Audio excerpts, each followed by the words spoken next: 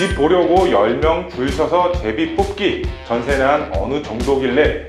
계속해서 보시면 세금 납부 부담이 될 수밖에 없습니다. 앞으로 전세가 왜 더 오른다고 말들이 많을까요? 안녕하십니까 애청자 여러분, 돈 되는 부동산 투자 드림타워 투자자문팀장 함주환입니다. 오늘 강의 주제는 바로 최악의 전세가 폭등, 하지만 앞으로 더 오른다라는 내용을 준비했습니다. 전세가가 왜 폭등이 됐고 앞으로 우리는 어떻게 대응을 해야 할지 알아보는 시간 갖도록 하겠습니다. 본격적인 영상 시청에 앞서서 구독과 좋아요 버튼 꼭 눌러주시고요. 알람 설정 버튼도 꼭 부탁드리겠습니다. 그리고 저희 사무실에서 특강을 준비를 했는데요. 주말에 특강에 오셔서 많은 분들 투자도 하고 계시고 돈 되는 정보 얻어 가시고 있습니다. 돈 되는 정보 같이 공유 받으셨으면 좋겠습니다. 그럼 바로 본격적으로 오늘 강의 시작하도록 하겠습니다. 집 보려고 10명 줄 서서 제비 뽑기, 전세난 어느 정도길래 라는 보도 내용이 나와 있습니다. 많은 분들이 전셋집을 보기 위해서 10명 가까이 줄을 서고 있는 모습을 볼 수가 있습니다. 내용을 보시면 전셋집 찾기가 갈수록 어려워지고 있는 가운데 어제 서울의 한 아파트 단지에서 진풍경이 벌어졌다, 이렇게 내용이 나와 있고요. 집을 보려고 10명이 오전부터 줄을 서서 제비 뽑기까지 했다는 내용이 나와 있습니다. 내용을 계속해서 보시면 전세난은 서울 강북과 강남을 가리지 않고 전세난이 지금 발생이 되고 있는데요. 대표적인 학군으로 유명한 강남 대치동에 있는 한 아파트 단지를 보면 4,000가구 이상이 살고 있는 대단지 아파트인데요. 이곳의 전세 물량은 달랑 3개밖에 없다, 이렇게 나와 있습니다. 그러면서 전세가 크게 폭등이 되고 있는 상황이라고 이해하시면 좋을 것 같습니다. 네, 먼저 강의 순서를 말씀을 드리면 현재 전세가 폭주시키는 원동력은 어떤 게 있는지 첫 번째로 알아보도록 하겠고요. 두 번째로 앞으로 전세가 왜 더 오른다고 많은 사람들이 말을 하고 있는지 두 번째로 알아보겠습니다. 세 번째로 추가 대책 어떤 내용이 담겨 있는지 마지막 세 번째로 알아볼 텐데요. 지금 추가 대책이 24번째 추가 대책이 거론되고 있습니다. 이 추가 대책 내용, 어떤 내용이 담겨 있을지 알아보도록 하겠습니다. 먼저 현재 전세가 폭주시키는 원동력 어떤 게 작용이 되고 있는지 알아보면, 먼저 주택 임대차 3법이 지금 전세가를 큰 폭으로 상승시키는 원동력이라고 말씀을 드릴 수가 있겠는데요. 먼저 주택임대차 3법 구분을 보시면 전월세 신고제가 있습니다. 지금 현재 시행은 아직 안 됐습니다. 내년 6월 1일에 시행이 예정이 되어 있습니다. 그리고 계약갱신 청구권, 그리고 전월세 상한제, 이렇게 발의가 되어 있습니다. 계약갱신 청구권 그리고 전월세 상한제는 지금 도입이 되어 있고요. 전월세 신고제는 내년 6월에 지금 예정이 되어 있습니다. 이 전월세 신고제 같은 경우는 전산망을 구축해야 하기 때문에 내년에 시행이 된다고 보시면 좋을 것 같습니다. 내용을 보시면 우선 전월세 신고제 같은 경우는 임대차 계약 시 보증금, 임대료 등 계약 사항을 지금 구청에 신고를 해야 합니다. 그만큼 집주인분들의 월세 소득이라든가 전세 다 드러나게 된다고 보시면 좋을 것 같고요. 계약갱신 청구권을 보시면 계약 기간이 끝난 세입자가 2년 계약을 다시 요구하는 권리라고 이해하시면 좋을 것 같습니다. 2+2라고 이해하시면 좋을 것 같은데요. 전세 물량을 그만큼 줄이는 원동력이 바로 계약갱신 청구권이라고 이해하시면 좋을 것 같고요. 전월세 상한제 같은 경우는 계약갱신 청구권을 쓰는 세입자한테만 5% 상한제를 지키면 됩니다. 즉 새로운 세입자한테는 5% 상한제를 지킬 필요가 없습니다. 그렇기 때문에 집주인분들의 경우는 새로운 세입자와 계약을 할 때 5% 상한제를 안 지키고 바로 금액을 폭등을 시켜서 계약을 시키고 있기 때문에 현재 전세가가 폭등했다고 이해하시면 좋을 것 같습니다. 내용을 보시면 계약갱신 청구권 여파입니다. 전세 공급 자체를 줄이고 있고 수요는 그만큼 증가하는 상황입니다. 공급이 없고 수요가 늘어나면 당연히 전세가 상승할 수밖에 없다고 이해하시면 될 것 같고요. 그리고 전월세 상한제와 전월세 신고제가 도입이 되면 집주인분들의 임대소득 금액이 드러날 수밖에 없습니다. 그렇기 때문에 집주인분들의 경우는 부담이 커지면 바로 금액 자체를 임차인에게 전가할 수밖에 없습니다.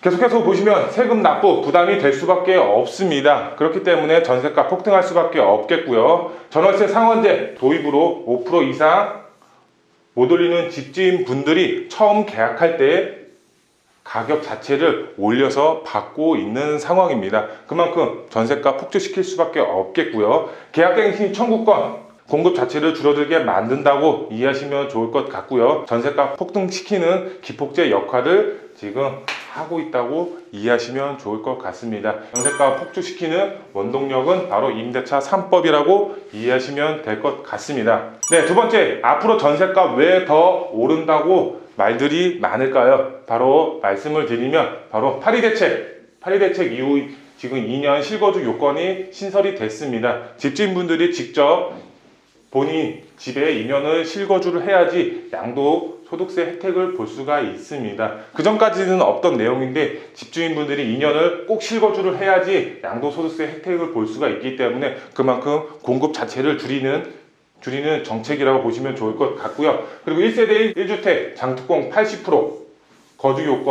거주 요건이 신설이 됐습니다. 21년 1월부터 바로 시행이 될 예정인데요. 지금 현재 같은 경우는 집주인분들이 2년을 실거주를 하고 그리고 보유만 10년을 하면 장특공 80%를 받을 수가 있었습니다. 하지만 내년부터는 바로 10년을 보유하면 40% 그리고 10년 동안 또 거주를 해야지 40%입니다. 그래야지 합계 80% 장특공 혜택을 볼 수가 있습니다. 그만큼 이 10년 동안 실거주를 해야 하기 때문에 공급 자체를 줄일 수밖에 없습니다. 공급이 그만큼 줄어든다고 보시면 좋을 것 같고요. 세금 절세를 하려면 집주인분들 실거주를 직접 해야 하는 입장입니다. 그렇기 때문에 수요는 많아질 수밖에 없는데 공급이 없으면 당연히 전세가는 올라갈 수밖에 없습니다. 내년, 내후년 그만큼 전세가 계속 올라갈 수밖에 없는 상황이고요. 지금 마지막으로 보시면 결혼을 앞으로 하시는 분들 그리고 직장을 가지셔서 직장 근처로 이사를 하시는 분들 아니면 성인이 돼서 부모님 집에서 나와서 본인이 직접 분가를 하시는 분들 기타 등등 여러 가지 새롭게 전세 시장으로 지금 진입하는 수요는 매년 꾸준히 발생을 합니다. 이렇게 결혼을 하거나 직장 근처로 이동을 하시는 분들이나 성인이 돼서 집에서 나와서 혼자 거주를 하시는 분들 많은 분들이 전세 시장으로 새롭게 매년 유입이 되고 있는 상황인데요. 하지만 지금 위에서 언급했던 것처럼 집주인분들이 직접 실거주를 해야 하는 입장이 발생이 됨에 따라서 공급 자체가 없습니다. 공급 자체가 부족하고 수요는 많아질 수밖에 없는 상황입니다. 우리가 부동산 시장을 보면 톱니바퀴처럼 사이클이 이렇게 맞물려서 돌아가야지 시장이 원활하게 돌아갈 수가 있습니다. 하지만 지금 규제 정책을 보면 보유세, 양도세, 그 다음에 취득세 많은 부분이 세금적으로 많은 부분이 올라갔기 때문에 집을 사지도 못하고 보유하지도 못하고 팔지도 못하는 상황입니다. 마지막 세 번째 추가 대책 어떤 내용이 담겨 있을지 예측해 드리도록 하겠습니다. 지금 부동산 시장 24번째 추가 대책이 거론되고 있습니다. 어떤 내용이 담겨 있을지 말씀을 드리면 우선 임대차 3법 내용이 일부 수정이 될 것으로 보여지고 있습니다. 먼저 첫 번째로 전월세 상한제 신규 임대차 계약도 5% 규제가 예상이 되고 있습니다. 현재는 지금 계약갱신 청구권을 쓸 때만 5% 상한제를 지키면 됐었습니다. 하지만 지금 이 계약갱신 청구권이 아니라 새로운 임차인과 계약을 할 때도 지금 5% 규제가 들어갈 것으로 예상이 되고 있고요. 그 다음에 또 계약갱신 청구권이 바로 지금은 현재 2+2지만 지금 3+3으로 변경이 된다는 말도 나오고 있습니다. 그만큼 3+3이 되면 공급 자체가 크게 줄어들 수밖에 없는 상황입니다. 이 3+3이 왜 나왔는지 저도 이해가 안 가는데요. 그만큼 공급 자체를 줄이는 효과이기 때문에 정책의 효과 그렇게 크지는 않을 것으로 예상이 되고 있고요. 두 번째로 지역별 표준 임대료 상한제가 지금 거론되고 있습니다. 지역별로 임대료를 얼만큼 가격을 정해놓고 그 이상 임대료를 못 올리게 하는 제도라고 이해하시면 될 것 같은데요. 이 경우는 전월세 신고제 도입 후에 반영이 될 예정입니다. 지역별로 표준 가격이 어느 정도 선에 맞춰져 있는지 알 수가 없는 상황입니다. 그렇기 때문에 전월세 신고제를 도입이 되면 지금 집주인분들이 구청에 임대료라든가 월세를 얼마를 받고 있는지 신고를 해야 되기 때문에 지금 지역별 데이터를 구축할 수가 있습니다. 그만큼 전월세 신고제로 데이터가 구축이 되면 도입이 될 것으로 반영이 되고 있습니다. 하지만 이것도 문제거리가 발생이 될 것으로 예상이 되고 있습니다. 집주인분들의 경우는 집이 낡았으면 리모델링으로 주거의 질을 향상시킬 수 있게 리모델링을 하게 되는데요.